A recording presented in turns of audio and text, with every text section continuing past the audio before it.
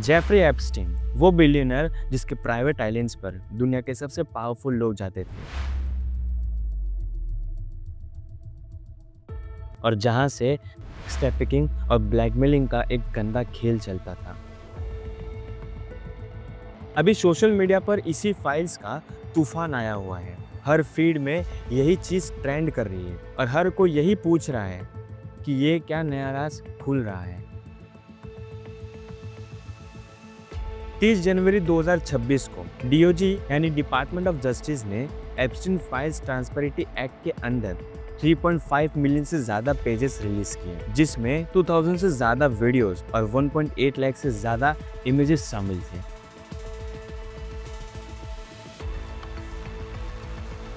Trump ने 19 नवंबर 2025 को ये लॉ साइन किया था और अब justice.government/epstein के अंदर सब कुछ खुला पड़ा है और इसके अंदर जाने से पहले 18+ की कंफर्मेशन करनी पड़ती है, क्योंकि ये फाइल्स के ग्राफिक्स इतनी ब्रूटल है कि सिस्टम खुद डर गया है। वायरल होने की असली वजह वो बड़े नाम जो इन फाइल्स में दिखाए गए हैं: bill Clinton, Donald Trump, Elon Musk, Prince Andrew और बिल गेट्स। ये सब कभी फ्लाइट लॉग्स में, तो कभी ईमेल्स और कभी फोटोज में। कुछ फोटोज में एप्स्टीन लड़कियों के साथ खड़ा दिख रहा है, तो कुछ मैसेज में सीक्रेट मीटिंग्स की डिटेल्स है। लेकिन डिपार्टमेंट ऑफ जस्टिस बोलता है कोई ऑफिशियल क्लाइंट की लिस्ट नहीं मिली, कोई नया ब्लैकमेल प्रूफ नहीं, मौत का असली कारण क्या था। फिर भी लाखों पेजेस रिडक्टेड है। विक्टिम्स की प्राइवेसी के नाम पर सियाही फेरी गई है। रिपोर्ट्स के मुताबिक टोटल 6 मिलियन पेजेस थे, तो बाकी पेजेस कहाँ गायब हो गए। कांग्रेस वाले अनरिडक्टेड फाइल्स को देख रहे हैं, लेकिन आम लोगों के लिए अभी भी अंधेरा है। कोई बड़ा अरेस्ट, कोई नया चार्ज, बिल्कुल जीरो। कई सवाल है, लेकिन उसका राज सोशल मीडिया पर जिंदा हो गया है। अब सवाल ये है कि कौन था ये जेफरी एप्स्टीन, जो सिस्टम का सबसे ताकतवर इंसान था, जो कि एक मामूली टीचर से लेकर दुनिया का सबसे बड़ा पावर ब्रोकर बन गया। कि उसके प्राइवेट आइलैंड को फिडोफिल आइलैंड कहा जाता था। और सबसे बड़ा सवाल, क्या उसने वाकई में खुदकुशी की थी या उसे चुप कराने के लिए हमेशा के लिए मिटा दिया गया। आइए जानते हैं इस इविल आइलैंड और जेफरी एप्स्टीन का पूरा सच, जो बरसों से दुनिया से छुपाया गया।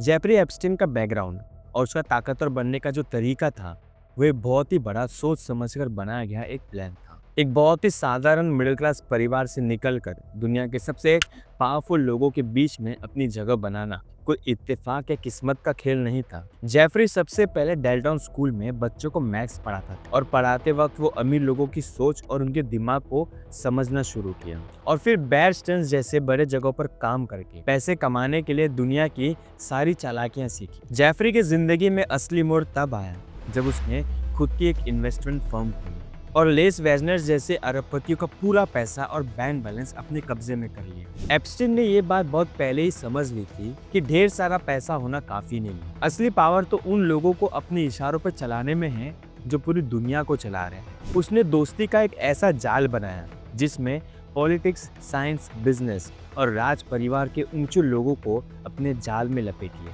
उसने उन बड़े लोगों को अपने प्राइवेट आइलैंड्स और बड़े बड़े महलों में ऐसे ऐशो आराम वाली सुविधाएं और प्राइवेसी दी जो दुनिया के नज़र से बिल्कुल दूर थी। एप्स्टीन पर ये इल्ज़ाम थे कि उसने उन सब जगहों पर छुपकर कैमराज लगाए थे ताकि वो उन बड़े लोगों की गंदी हरकतों को रिकॉर्ड कर सके। इस तरह उसने जानकारी और ब्लैकमेलिंग को अपना हथियार बनाया। जब किसी बड़े आदमी का गंदा राज आपकी जेब में होता है, तब वो आपके खिलाफ जाने की कभी हिम्मत नहीं करेगा। इसी वजह से वो इतने सालों तक कानून की पकड़ से बचता रहा और बड़े बड़े नेता और अमीर लोगों के बीच में एक ऐसा आदमी बना रहा जो सबका काम करवाता था। उसका पूरा एम्पायर इसी पहुंच और छुपे हुए राज के नींव पर टिका था, जिसे उसने बड़ी चालाकी से एक स्मार्ट बिजनेस की तरह चलाया। एक इंसान जो कानून के दायरे में रहकर कभी ताकतवर नहीं बन सकता था, उसने ब्लैकमेलिंग को एक बिजनेस की तरह चलाया। क्या आपको लगता है कि आज के दौर में भी ऐसे पावरफुल ब्रोकर्स मौजूद हैं जो बड़े नेताओं की कमजोरी को अपनी मुट्ठी में लेकर देश को चला रहे हैं? जेफरी एप्स्टीन का खरीदा गया 71 एकर्स का लिटिल सेंट जेम्स नाम का आइलैंड सिर्फ एक सुंदर जगह नहीं थी, बल्कि एक सोच समझकर बनाया गया एक क्राइम हब था, जिसे दुनिया की नजरों से दूर और समंदर के बीच में एक नरक की तरफ बनाया गया था। उसने वहां पर अपना खुद का बिजली घर और पानी साफ करने का सिस्टम लगाया ताकि वो बाहर की दुनिया पर निर्भर ना रह सके और इतनी प्राइवेसी मेंटेन कर सके कि वो बाहर की दुनिया की नजर में ना हो। इस आइलैंड पर पहुंचने का रास्ता बोइंग 727 प्राइवेट जेट से होकर गुजरता है, जिसे लोग लोलिटा एक्सप्रेस कहते हैं, जिसने दुश्मनी और दोस्ती का रास्ता साफ करते हुए दुनिया के सबसे ताकतवर नेता, बड़े बिजनेसमैन और बड़े मेहमानों को इस अंधेरी दुनिया का हिस्सा बनाया। इस आइलैंड का सबसे अजीब और रहस्यमय चीज वहां बनी नीला और सफेद धारियों वाला मंदिर जैसा ढांचा था, जिसके बारे में विक्टिम्स ने गवाही दी थी कि वहां छुपे हुए कमरे और जमीन के नीचे सुरंग का एक ऐसा जाल था जहां पर 14 से 18 साल की लड़कियों को कैद करके रखा जाता था। एप्स्टीन ने उन लड़कियों को मसाज थेरेपी और मॉडलिंग के असाइनमेंट का झूठा सपना दिखाकर दुनिया के अलग अलग जगहों से उन लड़कियों को उस आइलैंड पे बुलाता था, और जैसी लड़कियां उस आइलैंड पे आती वो उनका पासपोर्ट छीन लेता और उन्हें कैद करके रख लेता, और जैसे ही बड़े बड़े लोग आते वो उन लड़कियों को उनके सामने वस्तु के तौर पे पेश करता। एक विक्टिम ने बताया कि ये सब क्राइम की वजह से एक लड़की इतना डर चुकी थी कि उसने वहां से भागने का प्लान किया। उस लड़की ने एक आइलैंड से दूसरे आइलैंड पर जाने के लिए तैर के जाने का फैसला किया। उसने पानी में डुबकी लगाई और स्विमिंग कर जाने लगी, लेकिन उसी वक्त एप्स्टीन के सिक्योरिटी गार्ड ने उसे देख लिया। उसे बोट में बैठाकर फिर से आइलैंड लेकर आ गए। उसके बाद उस लड़की के साथ क्या हुआ उसका कोई रिकॉर्ड नहीं, लेकिन उसके बाद एप्स्टीन के लोगों ने बाकी सारी लड़कियों को इतना टॉर्चर किया कि वो वहां से भागने का कभी सोच ही ना सके।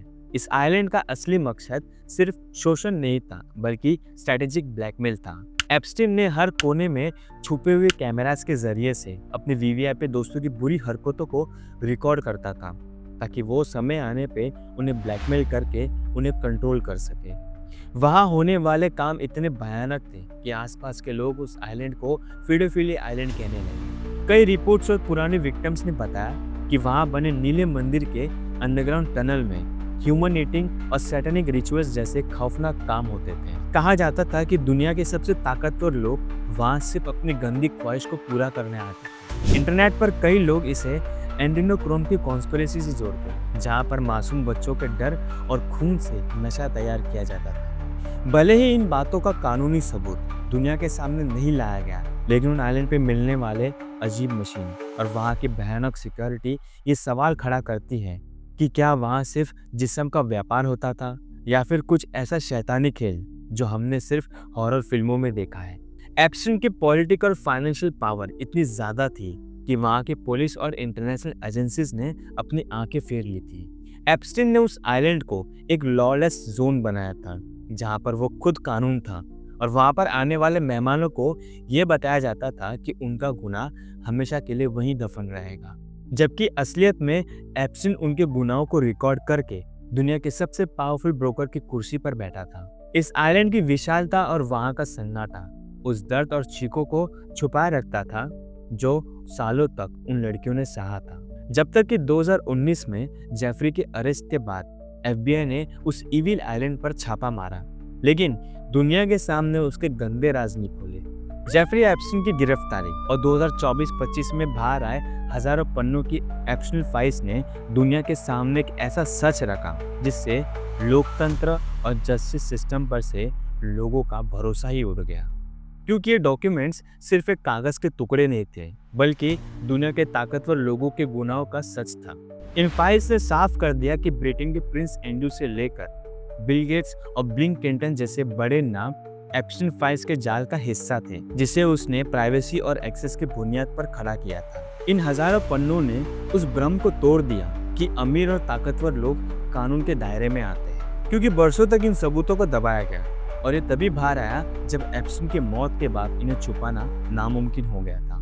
ये फाइल सिर्फ नाम नहीं बताते, बल्कि ये बताते हैं कि कैसे एप्स्टीन ने शतरंज के तरह ताकतवर लोगों को अपने इविल आइलैंड में बुलाकर उन्हें गुनहगार बनाया और उनके गुनाहों के फाइल्स के जरिए से उन्हें अपना गुलाम बना दिया, जिसके जरिए से वो इंटरनेशनल लेवल पर ट्रैफिकिंग करता था, वो भी बिना किसी डर के। जेफरी एप्स्टीन का इंडिया कनेक्शन का पूरा किस्सा सिर्फ एक ईमेल पर टिका था, जिसे एप्स्टीन ने 2017 में लिखा था और जिसमें उसने दावा किया था कि पीएम नरेंद्र मोदी ने इजराइल यात्रा के दौरान उससे मशवरा लिया था। लेकिन इस दावे को गहराई से देखा जाए तो ये एक मास्टर मैनिपुलेटर की कोशिश नजर आती है, जिसमें वो खुद को दुनिया का सबसे पावरफुल इंसान दिखाना चाहता था। एप्स्टीन की फितरत यही थी कि वो बड़े लोगों के नाम का इस्तेमाल करके अपना रुतबा बढ़ाना चाहता था और पीएम मोदी का उसके ईमेल में नाम आना उसकी इमेज को महान दिखाने का तरीका था। जेफरी एप्स्टीन की मौत मॉडर्न हिस्ट्री की सबसे बड़ी कॉन्स्पिरेसी थियरीज में से एक है, क्योंकि जब वो अगस्त 2019 में न्यूयॉर्क के सबसे सुरक्षित माने जाने वाले जेल एमसीसी में मारा गया, तब वो एक ऐसा टाइम बम था जिसके फटने के बाद दुनिया के सबसे ताकतवर लोग, अरबपति और रॉयल्टी के तख्त को पलट सकता था। एप्स्टीन ने अपने आइलैंड और मेंशन पर 1.8 लाख इमेजेस और 2000 वीडियोस जो इकट्ठा किया था, वो उसकी मौत के वक्त उसके लिए सबसे बड़ा खतरा बन गया, क्योंकि वो सबका नाम लेकर अपने लिए एक डील चाहता था। लेकिन उसका मुंह खोलने से पहले ही उसकी सुसाइड की खबर पूरी दुनिया को चौंका दिया। इसके मौत के पीछे का हालत इतना सस्पिशियस है कि कोई भी दिमाग इसे इत्तेफाक नहीं मान सकता। उस रात जेल के वो 2 कैमरास जो एप्स्टीन के सेल पे निगरानी के लिए रखे गए थे, वो अचानक खराब हो गए और जो 2 गार्ड्स जो हर 30 मिनट पे एप्स्टीन पे निगरानी रखने के लिए रखे गए थे, वो सोते हुए पाए गए और फिर उन्होंने रिपोर्ट्स में झूठ लिखा कि वो राउंड पर थे। फॉरेंसिक एक्सपर्ट्स और एप्स्टीन के परिवार के द्वारा हायर किए गए डॉक्टर माइकल बैडन ने यह दावा किया कि एप्स्टीन की गर्दन की हड्डियां टूटने का आमतौर पर खुदकुशी नहीं बल्कि गला घोटने के केस में देखा जाता है, जिसने एप्स्टीन डिडंट किल हिमसेल्फ जैसे ग्लोबल मूवमेंट को जन्म दिया। लोग आज भी सवाल पूछते हैं कि हाई प्रोफाइल प्रिजनर्स के जेल की फुटेजेस कैसे गायब हो सकते हैं और कैसे ग्लोबल इलाइट का राजदार बिना किसी गवाह के मरना इतना आसान हो सकता है, जिसका सीधा इशारा उस शैडो पावर की तरफ जाता है जो कभी नहीं चाहते कि एप्स्टीन के कैमराज में जो चेहरे कैद हुए वो कभी दुनिया के सामने आए। और ये सवाल एक डार्क रियलिटी बन गया कि वाकई में ये खुदकुशी थी कि एक सोचा समझा प्लान, जिसमें सिस्टम ने खुद अपने राजदार को हटा दिया ताकि दुनिया के वीवीआईपीज चैन की नींद ले सके। तो ये थी जेफरी एप्स्टीन की पूरी कहानी कि कैसे उसने एक ब्लैकमेलिंग को अपना धंधा बनाया और दुनिया के सबसे पावरफुल लोगों को अपनी जेब में रखा। आप इस केस के बारे में आप क्या सोचते हो? आप कमेंट में ज़रूर बताएं। तब तक के लिए आप अपना और अपने परिवार का ख्याल रखें। जय हिंद।